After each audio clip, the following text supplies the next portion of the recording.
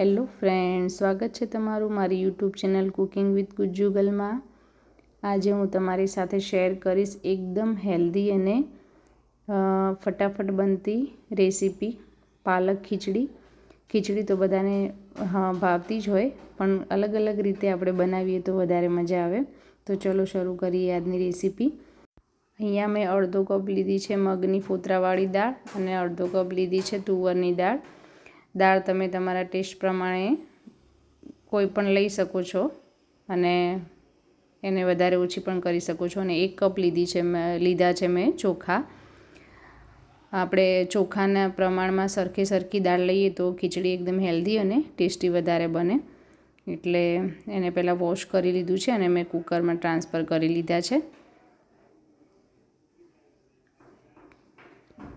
હવે એમાં આપણે પાણી અને મીઠું હળદર એડ કરી દઈશું અને એને આપણે ખીચડી પહેલાં બનાવી લેવાની છે। આપણે કુકરમાં ભેગું સબ્જી સાથે બનાવીએ તો ટેસ્ટ એટલો બધો સરસ ના આવે। એના કરતાં પહેલાં ખીચડી બનાવી લેવાની અને પછી જ એને સબ્જી સાથે વઘારવાની, એટલે સરસ ટેસ્ટ આવે। હવે અહીંયા પાલક મેં રેડી કરી રાખ્યો છે, એને વોશ કરી અને એને પહેલાં આપણે બ્લાન્ચ કરી લઈશું। સાઈડમાં તપેલામાં મેં ગરમ પાણી મૂકી દીધું છે અને એમાં થોડુંક નમક એડ કરી દીધું છે અને પાલકને એમાં પાણી થોડું ઉકળે એટલે ગેસની ફ્લેમ ઓફ કરી દેવાની અને પછી પાલક એમાં એડ કરી દેવાનો। એમાં આપણે વધારે ઉકાળવાનો નથી। ગરમ પાણીમાં પાલક જેવો એડ કરીએ તરત જ થોડીક જ વારમાં તરત સોફ્ટ થઈ જાય। સોફ્ટ થઈ જાય એટલે આપણે એને કાઢી લેવાનું છે। કાઢી અને એને આપણે ઠંડા પાણીમાં ટ્રાન્સફર કરી લેવાનો અને ઠંડા પાણીમાં ઠંડુ થઈ જાય પછી આપણે એને મિક્સરની જારમાં ટ્રાન્સફર કરી અને એને પીસી લેવાનું છે। અને અહીંયા બધા મેં સબ્જી રેડી કરીને રાખ્યા છે। ટામેટું, ડુંગળી, ગાજર, કેપ્સિકમ, લીલા મરચાં, લીલું લસણ, થોડા વટાણા અને થોડીક મકાઈ છે, તો જે પડી હતી મારી જોડે, જો એ ના હોય તો તમે એને સ્કીપ પણ કરી શકો છો। અને અહીં પાલકની પ્યુરી, આટલું બધું મેં રેડી કરીને રાખ્યું છે એટલે આપણે ખીચડી બનાવીએ એટલે ફટાફટ ઝડપથી બની જાય।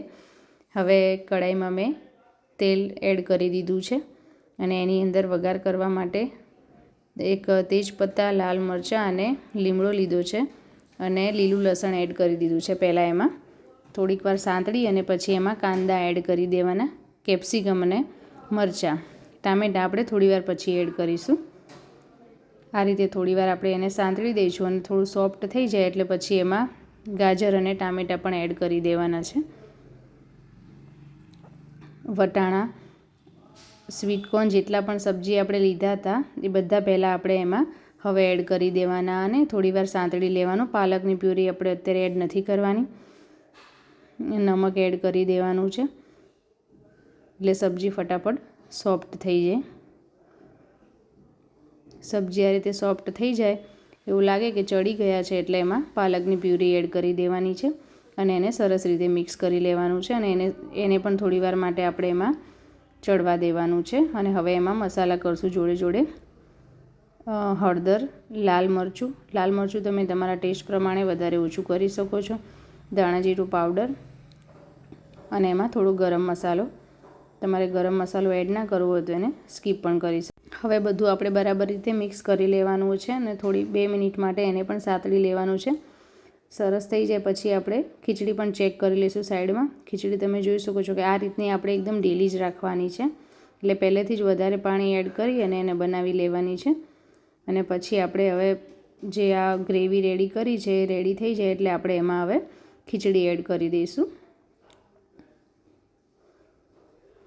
અને બધું મિક્સ કરી લેવાનું। તમે જોઈ શકો છો કે મિત્રો કલર પણ કેવો સરસ આવે છે, ગ્રીન, અને ટેસ્ટમાં પણ એકદમ મસ્ત બની હતી અને એકદમ હેલ્ધી પણ છે।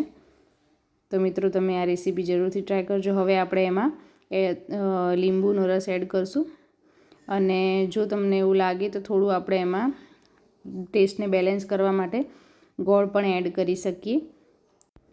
અહીં અમે ગાર્નિશ કરવા માટે લીલા ધાણા એડ કરી દીધા છે। તો મિત્રો તમને મારો વિડીયો કેવો લાગ્યો કમેન્ટમાં જરૂરથી કહેજો અને મારી ચેનલને સબસ્ક્રાઈબ કરવાનું ભૂલતા નહીં અને આ હેલ્ધી ખીચડી જરૂરથી એકવાર ટ્રાય કરજો. તો મળીશું આપણે નવા વિડીયો સાથે. Bye bye, take care.